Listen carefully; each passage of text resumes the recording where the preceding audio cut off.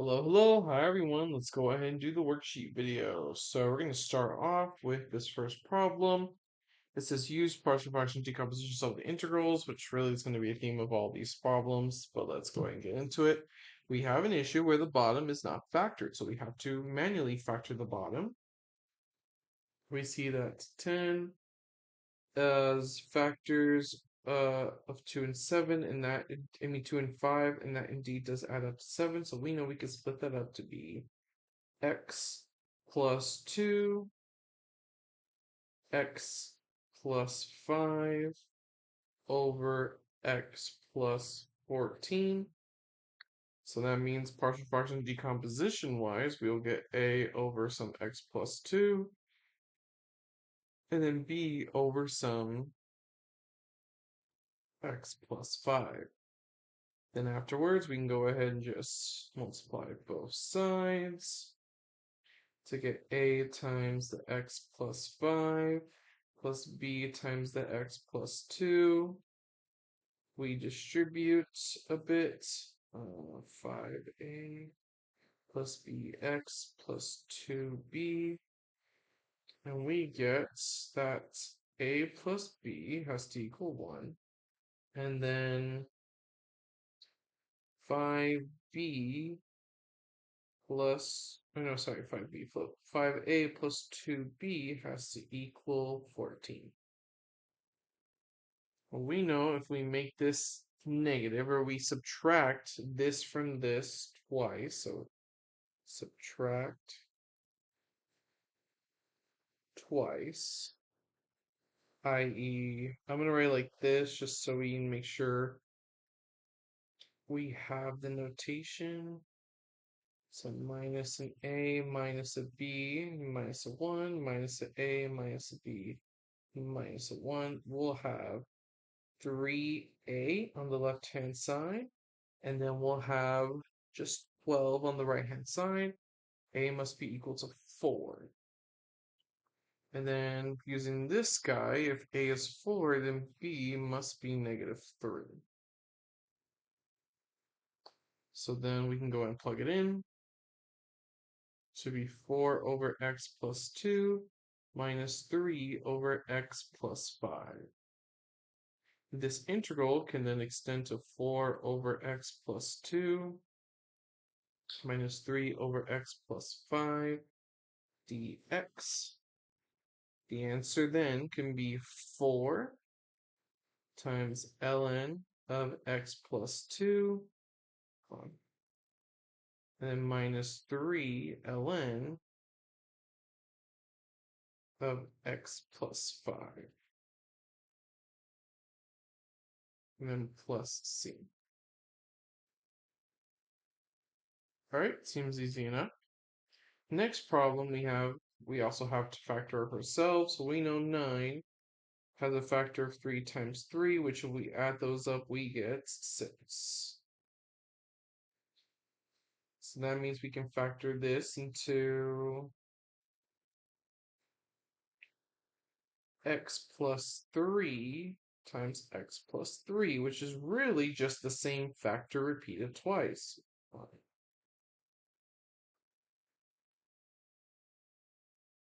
Which means we do one factor with one unknown variable with one factor, and then we do the repeated version.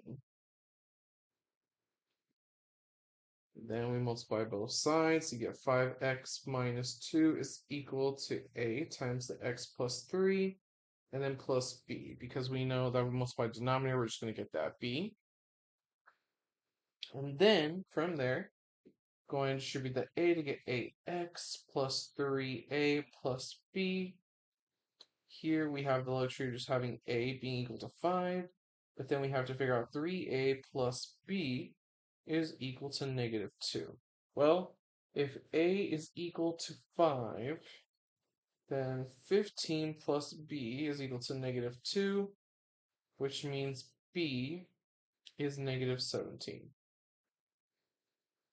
So if that's the case, then this becomes 5 over x plus 3 And this becomes minus 17 over x plus 3 squared. From here, we replace the variable to be 5 over x plus 3 minus 17 over x plus 3 squared. Dx. I'm going to do this one already. That's going to be 5 ln of x plus 3.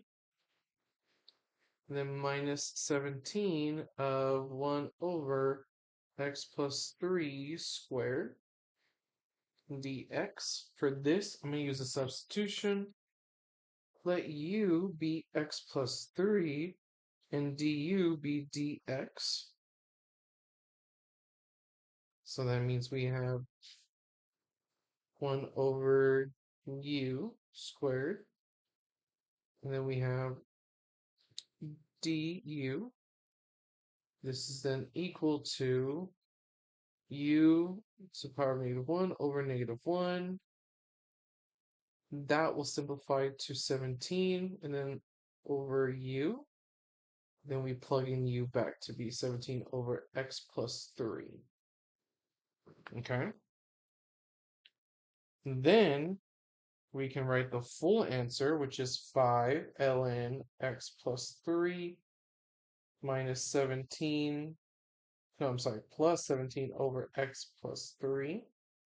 Hold on, I kind of wrote that in a really ugly format. Here, I'm just going to scratch this all out. 5 ln x plus 3 plus 17 over x plus 3, and then plus c. It's going to be our final answer. And then the last one has the added difficulty of a quadratic being involved. So we know that we have to split this up.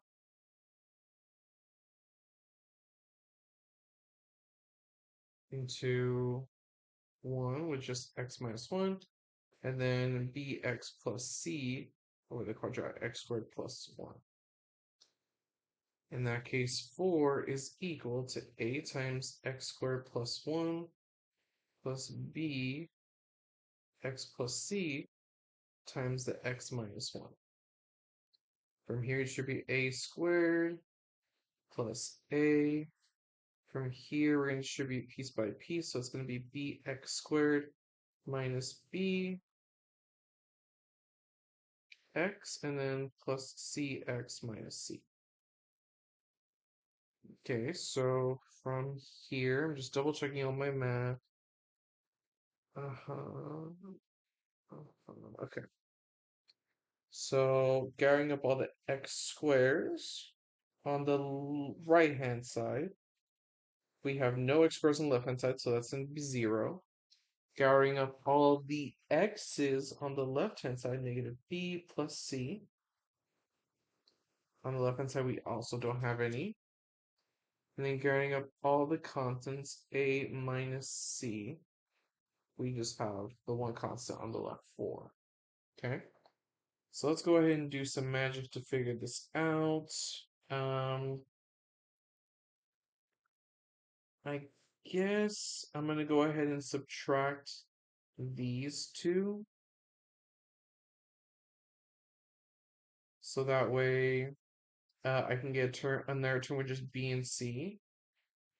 But if I have to subtract it, I want to try to make b positive. So I'll do a plus b is equal to 0 minus a plus c minus 4. So I'm subtracting this guy. So I'll get b plus c is equal to negative 4. And then we combine those two to get 2c is equal to negative 4, which means c is equal to negative 2. From here, we can use this guy to get b is equal to negative 2. And then we can use that guy to get a is equal to 2. So then we can split this up to be 2 over x minus 1 plus, they're both the same thing. I'll start out negative 2x, and then plus, or not plus, minus 2 over x squared plus 1. That lets us rewrite this whole thing as 2x minus 1. I'll go ahead and I think I'll leave it on top. Negative 2x minus 2 over x squared plus 1. From here, what I want to do, which will probably be easier, is split this fraction because hold on, I'm gonna run out of space. Well, for the first guy, I know I can evaluate right away. It's gonna be 2 ln x minus 1. But I'm gonna split up this fraction because there's gonna be one version of it where I'm gonna use u substitution because its derivative appears in the multiplicative product. And then for this one, I'm going to use tangent inverses integral because I know I have the pattern of having something dividing over x squared plus 1. So first this guy, let's see, negative 2x over x squared plus 1 dx, and plus negative 2 over x squared plus 1 dx. Over here, I'm just going to do in a different color. U is equal to x squared plus 1. Du is then equal to 2x dx. All of that does appear, so we can right away just use that and get negative integral 1 over u du. And we get negative ln of u. And then after plugging in u, we'll get ln of x squared plus 1. Okay, I'm just double checking. Yes. Over here, we recall tangent integral. So the integral here, let me go ahead and just get that from our notes. Give me a moment.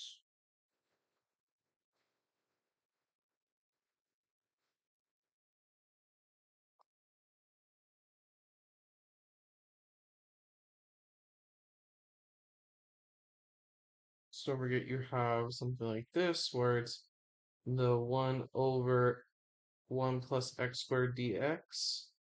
And the only thing we're doing is we're factoring out the negative 2, and then the derivative of tangent is also mentioned here as well. So we have simply just negative 2 tangent inverse of x. And then the last final answer will be, I don't know why I just got the urge to double check.